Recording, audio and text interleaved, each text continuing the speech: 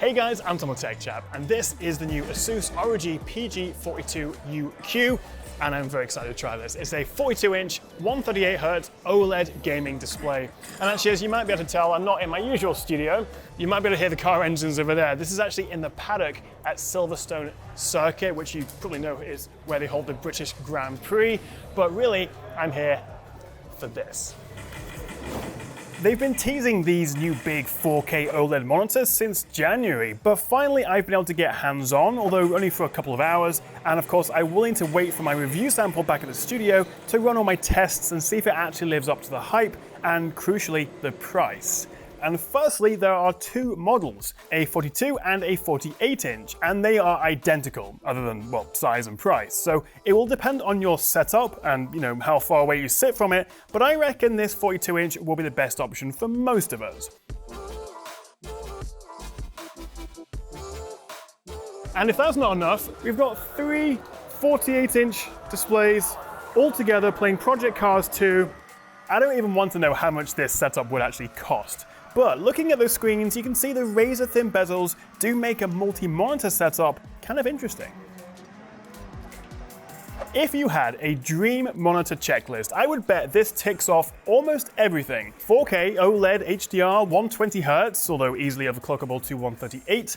Brightness tops out at 900 nits, which isn't quite mini LED levels of brightness, but it's still beyond what almost all OLED TVs can pump out. It's also G-Sync and FreeSync compatible. We get VRR, ALLM, we get a 0.1 millisecond response time as a result of that glorious OLED panel. And actually, compared to using a regular OLED TV as a monitor, Asus have added these custom heat sinks to prevent dimming and keep the temperatures down. Because as someone who has experienced that dimming when I've used an LG OLED TV as a monitor, this is actually a big deal. The screen also gets this anti-glare micro texture coating, which gives the screen a nice matte finish and softens any lights or reflections. I reckon I'll have to get my microscope out for this one when I test it in my full review, but Asus are saying this has a sharper sub-pixel layout compared to most other OLED displays. So in theory, your 4K resolution will be extra crisp. In terms of design, well, from the front you can see there is basically no bezel here, which not only looks good, but also has the functional benefit of taking up less room on your desk. It's also incredibly thin at the top, but then it does get a little bit chunkier as you go down with the heat sinks, the ports, and everything else. But overall, it's still a remarkably low profile.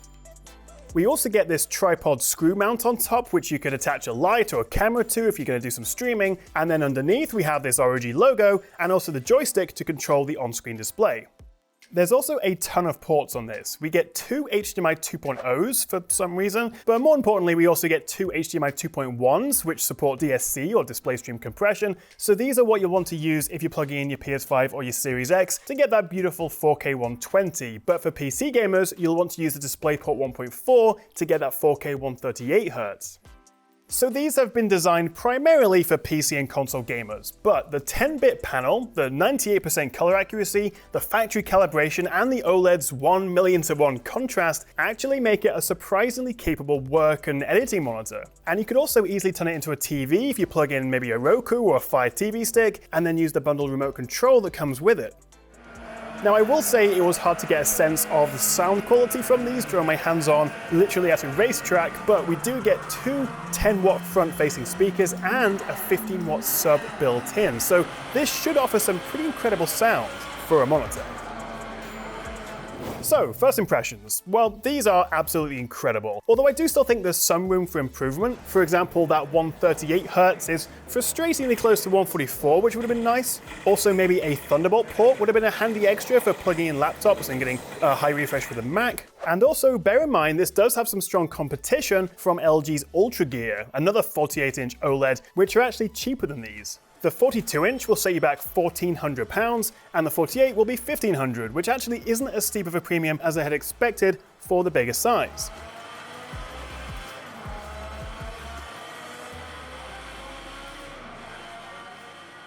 So that's just a quick look at the PG42UQ. Let me know what you make of this in the comments below. A full review will be coming very soon. Thank you so much for watching, guys, and I'll see you next time right here on the Tech Chat, if you'll excuse me.